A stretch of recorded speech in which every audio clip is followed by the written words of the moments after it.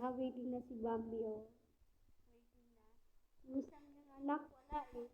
Tapos yung pusa namin, yan na yun. Yun. Tahimik siya ngayon. Mamaya lalabas yan. Yan. Tapos ito pa yung pusa namin. Dalawa na sa ilalim. Yan sila, oh. Kasi malamig ngayon. Umuulan ngayon dito sa amin. Lakas ng ulan. Ayan.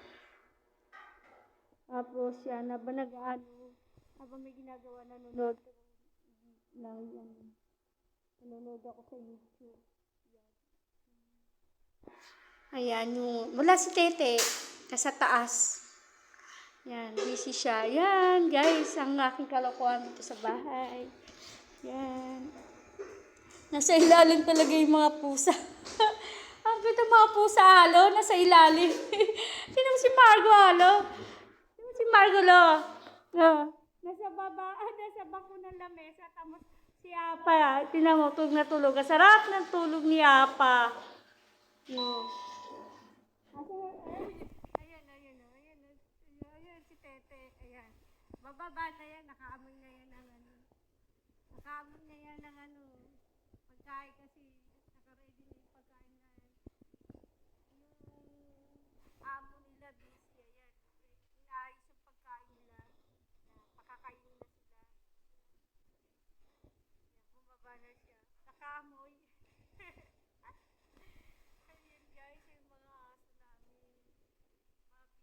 So, putay ko sa amin. Oh, nagulat siya eh, oh.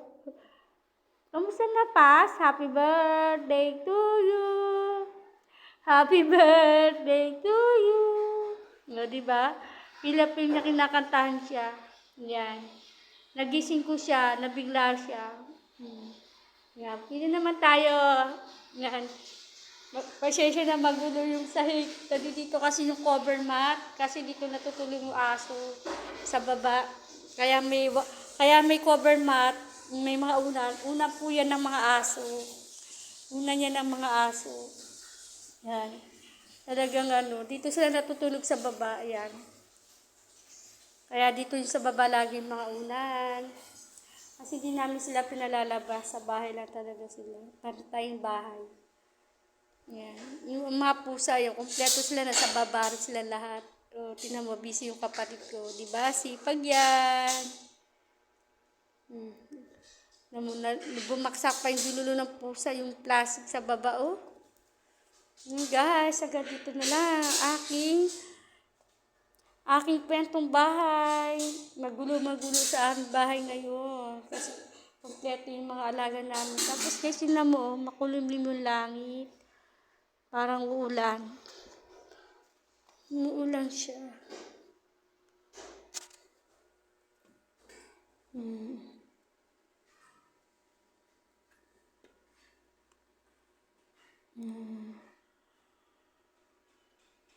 Bye.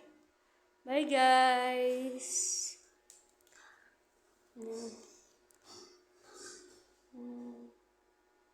Bye. Hanggang dito na lang. Iba pagkain nila. Pati to si Apa, iba pagkain yan. Pusa na yan, ayaw kumain ng chicken. Yung mga dalawang pusa na yan, yung si Apa, yung maputi, hindi po yung kumakain ng kanin.